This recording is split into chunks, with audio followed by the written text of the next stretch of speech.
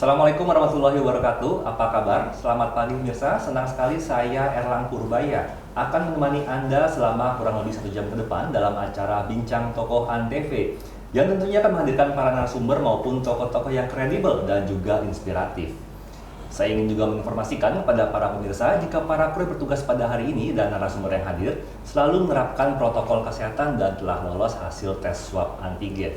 Dan langsung saja kita sapa narasumber kita pada pagi hari ini, yaitu Bapak Haji Dedi Pelu selaku Ketua Ambon Maluku Satu Rasa. Salam M1R ya Pak? Salam Sarane bersatu. Salam Sarane. Ya, apa kabar Bapak? Alhamdulillah sehat pagi ini. Mas Erlan Ya.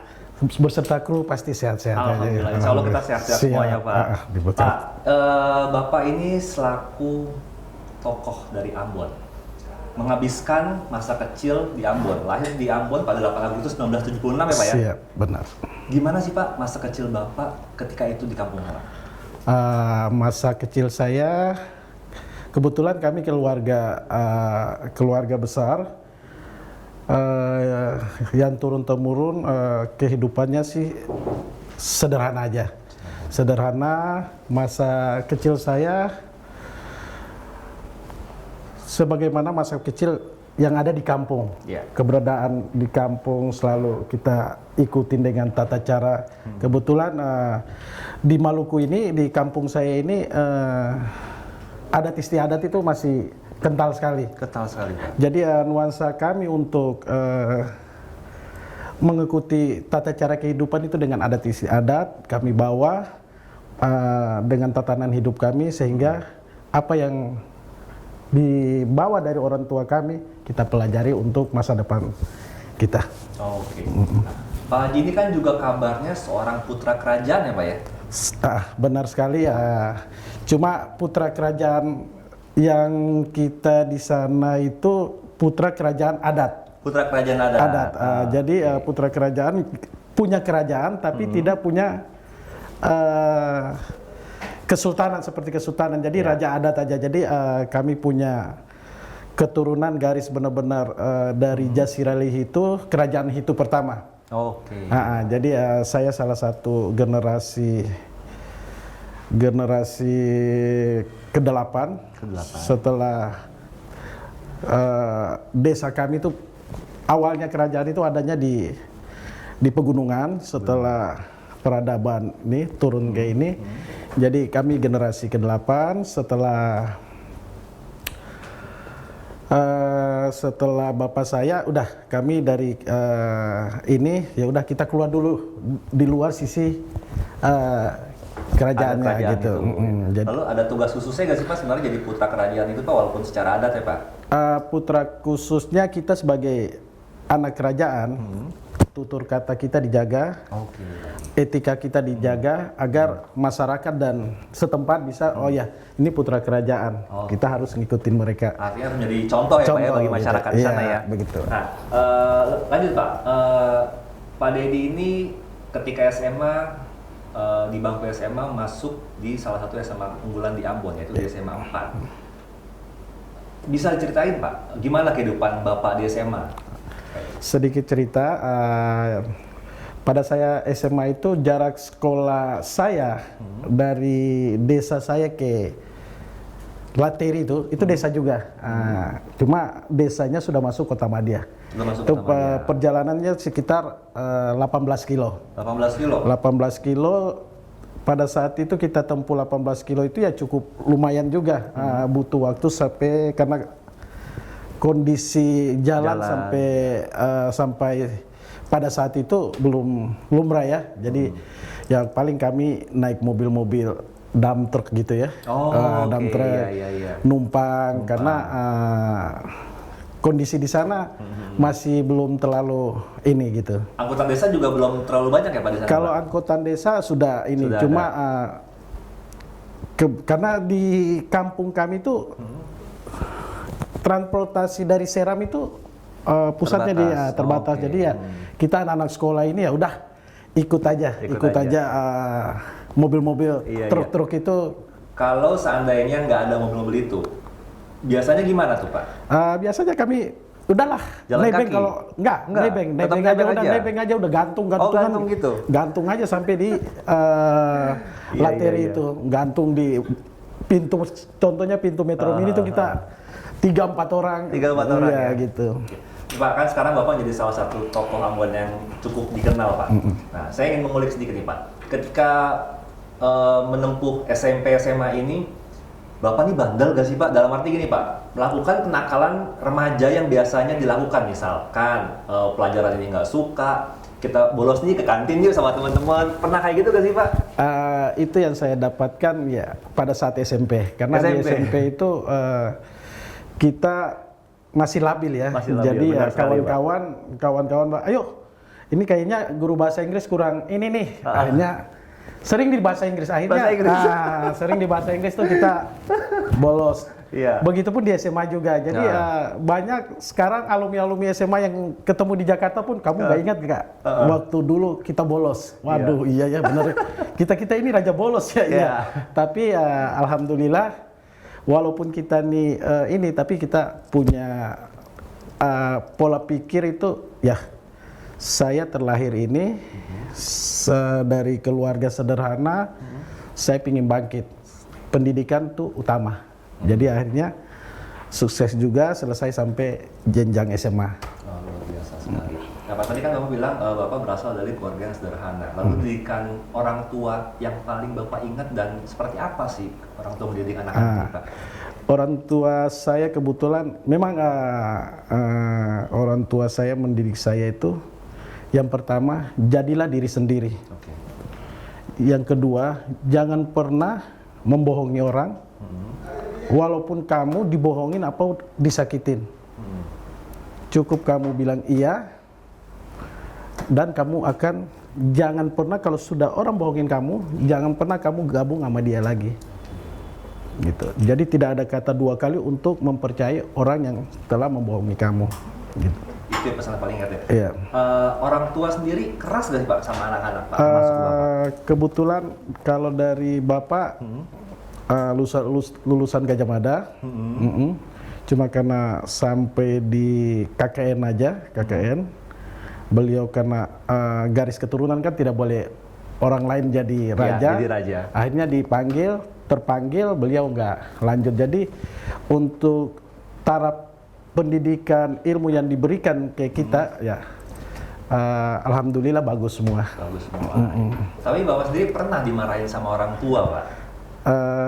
Mungkin saya di dalam keluarga dari 9 bersaudara, sayalah sendiri yang paling bandel, paling nekat, paling brutal lah. Tapi masih ya dalam tatanan, karena kita sudah dididik dengan agama tuh tiang, tonggak. Jadi walaupun kita agak belok-belok, ada agak ke kanan ke kiri, tapi akan kembali lagi sesuai apa yang sudah ditanamkan dari orang tua ke diri kita. Baik, tadi Bapak katakan Bapak 9 bersaudara. Kedekatan dengan saudara yang lain seperti apa, Pak? Alhamdulillah kami dari 9 keluarga ini semua support. Masing-masing dengan pola pikir. Kamu mau kemana? Yang penting tidak membawa nama keluarga tuh buruk. Oke.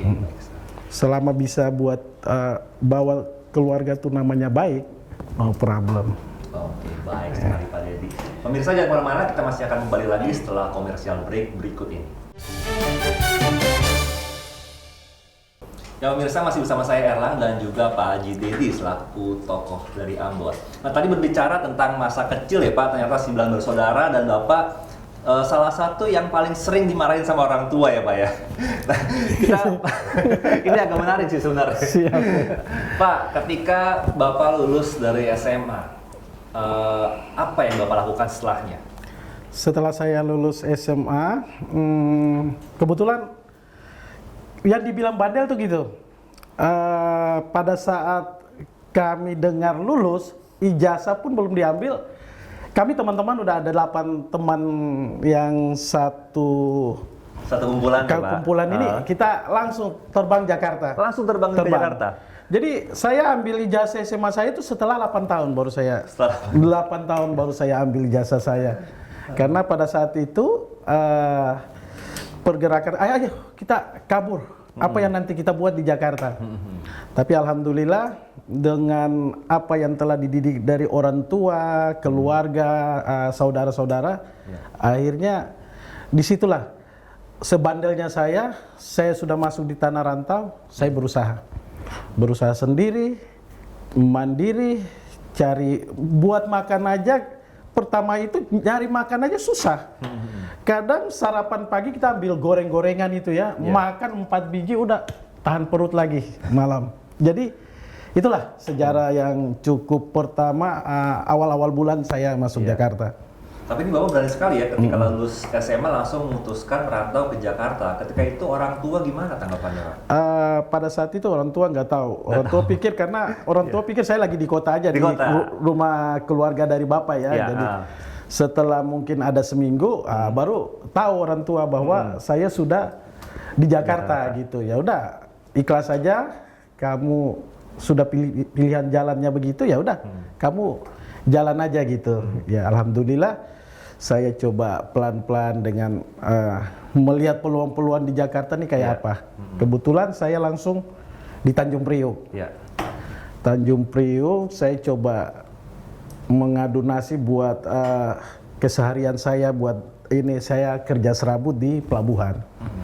Apa aja disuruh kerja, saya ikut kerja. Yang penting untuk menghasilkan uang. Ketika itu kehidupan di Jakarta, di Tanjung Priok khususnya ketika Bapak kerja, seperti apa? Apakah keraskah hidup di sana mencari makan? Saya masuk Tanjung Priok 96. 96 itu pada saat waktu itu memang Priok itu masih keras-kerasnya. Kita tidak kuat, kita tidak bisa makan. Kita tidak kuat, kita tidak bisa bekerja dan untuk mendapatkan sesuatu peluang, kalau kita tidak kuat, kita nggak bisa dapat peluang itu. Jadi ya mungkin karena pada saat itu kembali lagi dengan suku Maluku ini harus tegar, punya kekuatan batin buat mereka bisa, kenapa saya nggak bisa? Nah itu. Kenapa Bapak memutuskan untuk merantau ke Jakarta? Apakah ketika itu di tanah kelahiran Bapak melihat tidak ada sesuatu yang bisa dikerjakan di sana? Jadi gini, Mas Harlan, bahwa kebetulan di kampung kita itu mau kerja apa aja bisa. Cuma saya punya cara pikir beda. Dalam arti saya lihat penduduk kita ini kan beberapa generasi kan tidak ada generasi yang istilahnya mengangkat desa kelahirannya itu gimana. Nah, jadi dan saya lihat juga ya karena ekonomi keluarga juga ini coba saya bisa merantau, bisa berubah kehidupan ekonomian keluarga. Karena saya berpikir sebandel-bandelnya saya masih punya IQ. Nah, dari situlah saya punya tekad bulat. Tapi ini menarik sekali ya, ketika SMA Bapak sudah terpikir untuk gimana caranya memajukan kehidupan keluarga khususnya dan juga kehidupan desa kelahiran. Sebenarnya apa sih Pak yang menjadi cita-cita Pak Dedi ketika itu Pak? Saya cita-cita saya ingin jadi orang sukses. Karena saya terpukul ada suatu hari, ini kita balik lagi ya. Kita flashback ya Pak ya. Saya pada suatu hari itu, kami di kampung itu kalau lagi kosong kita cari buat tambahan-tambahan jajan ya.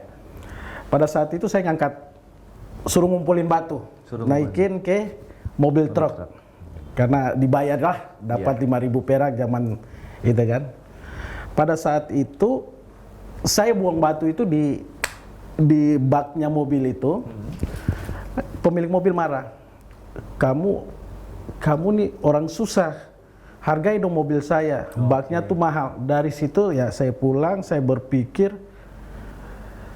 saya jangan sampai diomongin anak-anak saya apa keluarga saya, tidak boleh diomongin kayak gitu lagi. Jadi ya saya tekad kuat. Mereka bisa, kenapa saya nggak bisa? di situ. Itu jadi motivasi Bapak ya salah Iya, satunya ya. masalah. Oke, ini menarik sekali. Kemudian singkat cerita, Bapak aktif di organisasi, Pak. Bisa diceritakan, Pak, organisasi seperti apa yang Bapak tekuni? Dasar awalnya saya dekat organisasi karena mereka lihat karakter orang Maluku. Saya sejak punya perusahaan kecil-kecilan lah, Ya. yang bisa menghidupi keluarga di Ambon, keluarga di sini, keluarga saya kebetulan punya perusahaan jasa bongkar muat di Pelindo. Ya. Nah, berjalan 8 tahun, saya tidak pernah gabung sama orang Maluku. Saya berkarir solo. Setelah itu, saya keluar, sudah cukup lah. Lebih baik saya coba kumpul sama orang Maluku. Datanglah ada salah satu, kalau dari struktur keluarga paman ya. Paman jauh lah. Dia kebetulan nawarkan, ini ada ormas tarafnya daerah untuk mengumpulkan masyarakat Maluku. Kebetulan itu kan pada saat itu kan mengingat kerusuhan masa lalu yang tahun 98 itu. Jadi bagaimana cara agar Islam dan Kristen ini kita satukan lagi. Akhirnya oke, saya terima apa yang mau disodorkan buat saya. Karena ini kita bangun organisasi ini kan dengan finansial yang harus cukup. Kalau tidak ya tergesa-gesa juga. Ya udah, ditawarkan pada saat itu aku jadi bendahara umum. Setelah itu ya kita sosialisasi. Alhamdulillah terbentuk M1R. Ketika terbentuk, respon dari teman-teman satu kampung ini gimana nih? Wow, keren banget M1R. Saya bangga, walaupun tanpa pamrih, saya bangga dengan ada dedikasi awal dari saya ini. Akhirnya M1R ini jadi besar. Jadi se-Indonesia, kebetulan kami sudah ada 18 DPP. DPD-nya juga ada 29, sedangkan DPC-nya seluruh ini ada 68. Luar biasa. Baik Pak Dedi, kita tahan dulu dan pemirsa kita masih akan kembali lagi setelah komersial break berikut ini. Ya pemirsa, masih bersama saya Erlang dan juga tentunya Pak Dedi. Tadi kita sudah singgung sedikit tentang organisasi ya Pak ya.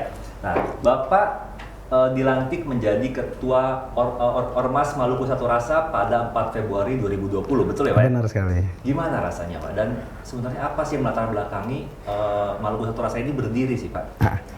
Sebenarnya saya tidak bangga dengan ketua umum saya. Malah berpikir secara tanggung jawab, saya benar-benar merasa sedih, merasa kembali agar saya ini bisa lebih merangkul dari mana masyarakat Maluku ini seluruh Indonesia. Karena kita orang Maluku ini masih pola pikir untuk menyatukan kita dengan ragam budaya adat yang berbeda, akhirnya kita mempersatukan tuh agak sulit. Tapi dengan tanggung jawab saya dan anggota-anggota saya, tanpa anggota saya juga, pengurus saya juga, saya bukan apa-apa. Kita bersama-sama, kita punya niat agar Maluku ini yang pertama damai. Karena di Maluku ini kan keras, banyak sekali konflik-konflik antar desa, antar geng. Jadi alhamdulillah sejak terhitung dari saya diangkat dan sosialisasi saya itu berjalan, sudah ada mulai pengurangan. Dan setiap ada konflik di Maluku pun, kami ini yang turun tangan. Kami redakan dari pusat dulu. Setelah redakan dari pusat, baru ada yang kami utus. Kalau enggak, ada yang kita punya DPD di sana, mereka yang ngatur sehingga tidak ada konflik berkelanjutan lagi. Luar biasa sekali. Lalu Pak Deddy, ketika terpilih menjadi ketua umum, apa yang Anda lakukan pertama kali untuk memajukan organisasi Maluku ini? Untuk memajukan organisasi Maluku Satu Rasa Salam Sarane Bersatu ya Mas ya. Saya cuma kita kembangin di sosial. Sosial kita rangkul, kita pekerjakan mereka. Setelah itu kita kembali lagi kepada mereka, bisa lanjutkan lagi apa yang kita telah rangkul gitu. Yang penting kita kami rangkul dulu, sudah selesai kami kasih pencerahan-pencerahan. Iya. Setelah pencerahan di lapangan segala macam ya sudah, kembali lagi kalian bekerja agar menjaga nama baik Maluku. Pak, ketika terpilih jadi ketua umum, respon keluarganya seperti apa? Terutama orang tua nih. Tadi kan dikatakan Bapak sama saudara termasuk yang paling susah diatur, Pak. Ketika terpilih menjadi seorang ketua umum organisasi yang besar, ya kan? Apa tanggapan mereka? Tanggapan ibu saya lucu juga ya. Nah, jadi sedikit cerita tanggapan ibu saya loh. Iya. Kok itu anak nakal, anak pendidikannya nggak sampai mahasiswa Iya, apa, kok dia bisa kepilih gitu? Cuma saya bercanda. Kita boleh ini, tapi Tuhan punya jalan. Garis tangan kita itu kita nggak tahu ke depan. Ya, Mama harus bersyukur. Inilah saya gitu. Jadi akhirnya orang tua dan keluarga di sana sangat support sekali. Ya udah, semasa tidak mengganggu pekerjaan kamu, tidak mengganggu usaha kamu, ya monggo. Kalau demi anak-anak Maluku atau masyarakat Maluku yang ada di rantauan, gitu. Lalu terobosan apa yang sudah Bapak lakukan selama memimpin Maluku Satu Rasa? Terus ini gimana ya Pak? Mengelola segitu banyak anggota Pak di organisasi masyarakat ini, gimana nih Pak? Sebenarnya sih kalau untuk saya sih kalau saya bekerja sendiri berarti tidak terangkul ya, karena di sini ada sekjen saya, ada wakil KWSB saya, mereka itulah tulang punggung saya. Mereka itu yang bekerja mensosialisasi dengan KWSB di setiap provinsi yang ada orang Maluku di tanah rantau. Jadi mereka itu bekerja, lapor ke saya, terus kita rapatkan kebijakan-kebijakan apa yang nanti kita keluarkan untuk organisasi ini lebih besar gitu. Ada kesulitan nggak sih Pak ketika merangkul semua pihak ya, terutama kan kita Indonesia ini cukup besar nih Pak, ini ada triknya nggak sih Pak, gimana sih biar mereka paham gitu loh dengan satu kultur visi-misi. Orang Ambon ini kan susah diatur, keras. Tapi kita Maluku Satu Rasa Salam Sarane Bersatu ini merangkul itu dengan hati. Karena moto saya, kalau tanpa hati kita rangkul orang keras ini belum tentu bisa. Tapi kalau kita rangkul dengan hati, insya Allah apa yang kita inginkan pasti terjadi. Sambil berdoa gitu. Pak, tadi kan Bapak juga dididik keras, termasuk lumayan keras sama orang tua ya. Apakah ini diterapkan juga ketika memimpin organisasi ini Pak? Alhamdulillah keluarga dididik disiplin. Saya juga disiplin mungkin. Kalau ada sekjen saya, pengurus saya mungkin tanya mereka. Saya kalau lagi rapat salah saya lempar. Lempar ada apa yang di meja ya saya lempar. Sebelum rapat saya suruh sumpah dulu. Bekerja nggak gitu. Nah disitulah fatwa-fatwa yang saya berikan ke mereka. Mereka bekerja. Mereka sudah tahu tuh porsinya masing-masing. Tapi semuanya dilakukan itu kan sebenarnya ada ininya ya Pak, maksudnya ada maksudnya kan, bukan berarti kita hanya marah-marah aja, enggak sebenarnya kan. Dengan begitu akhirnya di mana-mana kita jadi besar. Jadi akhirnya kita lihat ke sana, contohnya nih, saya ini bukan apa-apa, tahu-tahu Mas Arman dan tim bisa Ya. tahu saya. Ya. Berarti itu kan berarti ada sesuatu yang membuat ketertarikan ke diri saya dan organisasi yang saya pimpin Iya, iya. gitu. Oke, baik, terima kasih. Pemirsa jangan kemana-mana, kita masih akan kembali lagi setelah komersial break berikut ini. Pemirsa masih bersama saya Erlang dan juga Pak Dedi masih membahas tentang organisasi Maluku Satu Rasa Salam Sarane ya Pak ya. Nah, Bersatunya. bersatu. Oh, Ya. salam Maluku Satu Rasa, Salam Sarane bersatu. Oke. Lebih bagus Iris sama di ini nih. ku- oh, iris di kuku, rasa di daging. Luar biasa. Luar biasa. Ini ada makna apa sebenarnya sih Pak? Di Iris sini? di kuku, rasa di daging ini makna semboyan dari zaman moyang kita. Oke. Bahwa contohnya gini, saya nyentuh Mas Arlan pakai silet aja dikit. Ya. Kerasa tuh buat krunya Mas Arlan ini semua Semuanya. gitu. Wah, kamu ngapain ganggu Mas Arlan gitu. Aha. Ya kita orang Maluku gitu. Siapa sentuh yang berdarah Maluku, ya kita lah. Oh, ada filosofi gitu berarti ya Pak. Luar biasa sekali. nih artinya. Kerasa gitu. Kerasa Jangan semua, pernah ya. sakitin orang Maluku Ya. di depan orang Maluku. Wah, bukan main sakitnya gitu. Oke, Pak Dedi, Maluku Satu Rasa di Indonesia sudah tersebar begitu banyak. Lalu sumbangsihnya apa? Seperti apa yang sudah diberikan khususnya untuk tanah kelahiran? Oke, kami jangan ngomong tanah kelahiran dulu ya. Ya. Biar kita step by step dulu Boleh, ya. silakan. Nah, untuk silakan, Pak DKI Dedi. Jakarta. DKI Jakarta. DKI Jakarta pada saat COVID mulai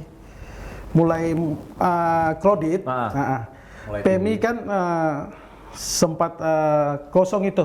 Stok darah. Kosong stop darah. Kami organisasi yang pertama mengumpulkan anggota. Memang ada koordinasi permintaan dari PMI ya, PMI Pusat, DKI.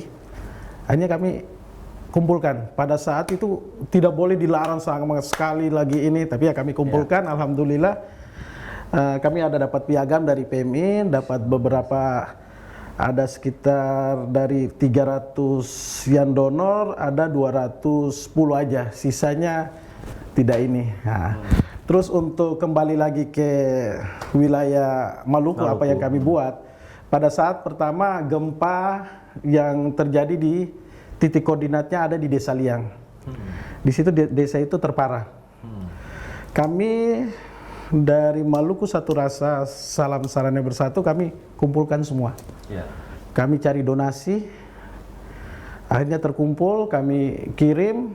Begitupun kami dari Jawa Timur pun saya koordinasi, akhirnya bantuan juga untuk kerusakan rumah, bangun sekolah-sekolah yang ini.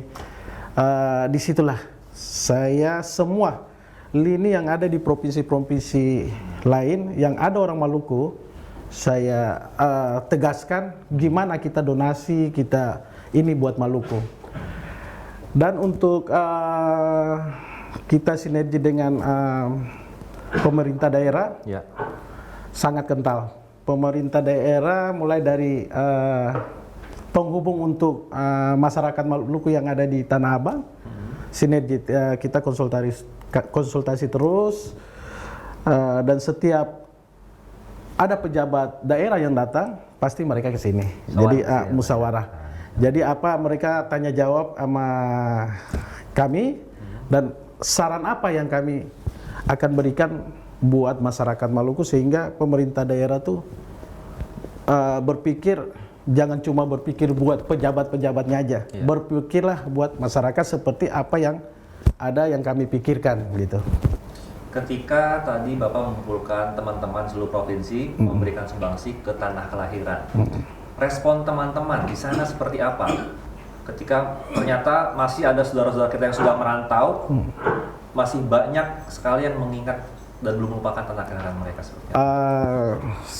Sangat senang, welcome benar-benar karena mereka juga baru pernah selama kebetulan yang kejadian kemarin itu kan baru pertama kejadian juga ya mungkin dari kurun waktu berapa ratus tahun baru pernah terjadi gempa kemarin itu ya, itu jadi mereka merasakan wah ini yang kita cari ada organisasi Maluku yang berdirinya dari luar, dari dipadu di rantauan bisa membantu, membantu duluan dari pada orang-orang yang itu. Jadi kami cara bantunya kami transfer duluan, kami transfer suruh mereka belanja di sana untuk pertolongan ini dulu, darurat awalnya dulu begitu. Oke.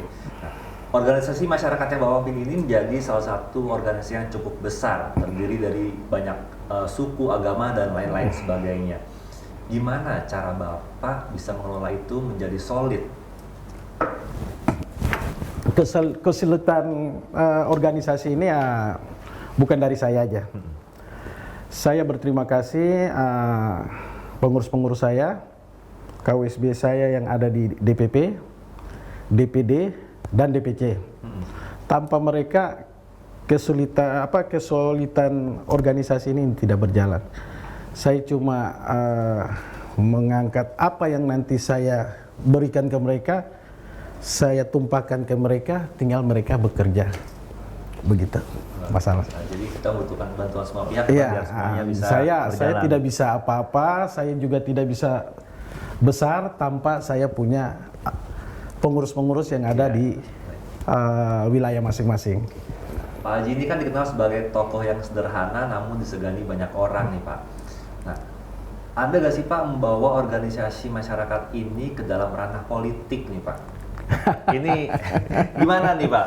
Kalau siapa tahu ada desakan dari teman-teman pengurus ya kan, sudahlah kita maju nih dalam ikut membenahi Indonesia gitu kan, biar suara teman-teman bisa terdengar. Ini gimana nih Pak?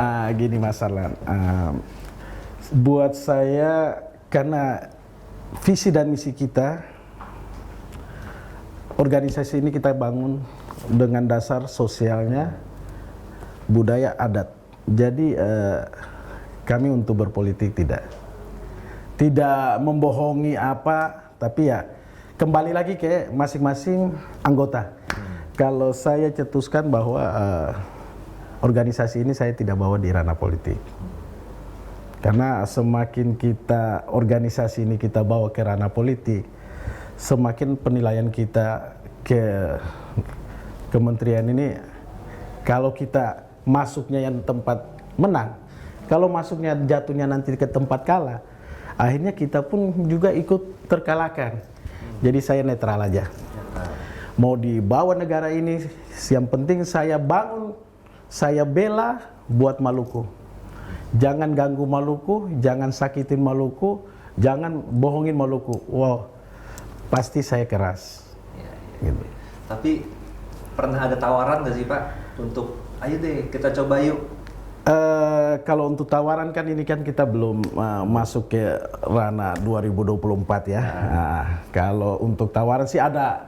Bisik-bisik lah. Bisik-bisik ya Pak. Bisik-bisik yang pertama, bisik-bisik datang dari ini dulu wilayah Maluku. Dari Maluku. Contohnya ada Maluku 1 lah, gubernurnya apa. Sudah ada bisik-bisik, cuma saya berkilah lagi, kami M1R. Salam Sarana Bersatu, kami tidak masuk dengan politik. Baik, ini sampai saat ini kan belum terpanggil ya Pak ya. Katakanlah nanti kita nggak tahu nih Pak, kedepannya akan terpanggil teman rakyat Maluku menginginkan Bapak menjadi seorang gubernur, memimpin provinsi mereka, wilayah mereka, siapa tahu bisa menjadi lebih baik. Karena tadi mendengar respon dari teman-teman ketika teman-teman merantau, Maluku merantau memberikan bantuan, responnya baik sekali. Bukan tidak mungkin loh Pak. Siap. Bapak disandingkan untuk menjadi seorang gubernur. Gimana Pak? Saya jawabnya agak sulit. Strata pendidikan saya di bawah garis rata-rata ya. Kalau untuk kita mau bawa negeri kita itu menuju maju swasembada ekonomi gitu, saya masih banyak pemuda-pemuda Maluku yang skillnya lebih dari saya. Saya fokuskan diri saya, di organisasi aja. Oke. Ini luar biasa sekali misalnya seorang Pak Dedi menyerahkan kepada generasi muda ya Pak Ya, untuk memimpin Maluku nanti Maluku. depannya ya. Oke. Jadi ya buat kami ini tim ini aja, tim pemantau. Tim memantau di balik layar. Salah, ya, Pak? kami tegur, benar lanjut, gitu. Oke, luar biasa sekali. Sudah, misalkan Pak, tadi kan Bapak menyerahkan kepada generasi muda. Apa artinya Bapak sudah punya ke depannya salah satu generasi muda yang sepatasnya memimpin Maluku? Kalau sementara untuk saya lihat di politik Maluku ini, untuk generasi muda belum ada. Nah, generasi muda yang milenial belum ada. Sekarang masih tetap cara Rama, masih generasi-generasi tua semua yang ini, karena sudah ada. Kalau orang bilang baleo-baleo itu sudah mulai bermunculan. Jadi saya tanya, masih kaum tua lah, udah senior. Yang milenial belum Tapi terpanggil. Bukan menutup kemungkinan Pak, generasi muda akan maju menjadi seorang justru gubernur itu ya, Pak, ya? Saya ingin bangkitkan bahwa milenial Maluku ini bersaing dengan yang tua. Karena mungkin cara berpikir milenial Maluku ini kan lebih tajam lagi gitu. Oke, baik sekali. Dan pemirsa jangan kemana-mana, kita masih akan kembali lagi setelah komersial break berikut ini. Pemirsa masih bersama saya Eran dan juga Pak Haji Dedi. Kalau tadi kita sempat bincang tentang masa kecil, SMA, hingga menjadi seorang pemimpin organisasi seperti saat ini. Besar sekali. Pegangan hidup seperti apa yang sampai saat ini Bapak masih pegang teguh? Pegangan hidup saya, seperti saya jelasin sebelumnya, apa yang sudah diajarkan orang tua saya, itulah saya tanam. Kejujuran yang saya bawa, ketegasan yang saya bidik, agar siapa yang bekerja dengan saya, bukan saya aja yang maju. Ya. Ilmu saya itu saya turunkan buat mereka. Jadi sehingga semua pengurus yang ada di Indonesia ini, apa yang ada dalam diri saya ilmukan buat mereka. Ikutlah seperti saya, jangan pingin sesuatu kamu bersila lidah. Ngomong apa adanya, perhatiin respon orang yang ini, jangan pernah memaksakan orang. Ya. Karena berbuatlah dengan hati, jangan berbuat dengan mulut. Itulah saya punya karakter, sampai sekarang saya pegang teguh. Luar biasa sekali. Pak Dedi, Indonesia ini kan terdiri dari banyak pulau-pulau, provinsi, suku, agama kan ya. Dan sekarang juga masih suka atau terjadi pertikaian antara suku dan agama. Ini gimana nih? Ada nggak upaya dari Bapak selaku pemimpin untuk meredam kejadian seperti itu? Alhamdulillah, beberapa waktu juga kan ada konflik. Ya. Konflik itu konflik antar kampung ya, mau dibawakan ke Sarah. Oke. Pada saat itu pun semua anggota M1R yang ada di Jabodetabek, kita ini dulu, kita koordinasi agar tidak masuk ke rantauan ini. Yang ada di Maluku kami juga suruh turun agar bisa sosialisasi, jangan. Itu masalah-masalah cuma lahan tanah apa, kalau bisa diomongin jangan sampai ini. Memang ada kerugian, ada apa, ya bolehlah kita nanti pikirkan, dan akhirnya ya udah sama-samalah kita pikirkan gitu untuk membangun kembali yang ada kebakaran kemarin. Nah, kami dari M1R ini ya sumbangsi langsung duluan lewat DPD yang ada di Maluku. Oke, luar biasa sekali. Satu closing statement terakhir sebelum kita menutup sesi terakhir kita pada hari ini. Silakan, Pak Dedi. Saya berharap buat kata orang Maluku agar jangan terlalu percaya dengan pemerintah. Saya sedih karena janji-janji pemerintah buat ketong orang Maluku sangat tidak pernah ditepatin. Mulai dari lumbung ikan, port internasional, sampai APBN untuk wilayah. Yang cukup lama kita menunggu perubahan dari 2014 sampai sekarang belum terlaksana sama sekali.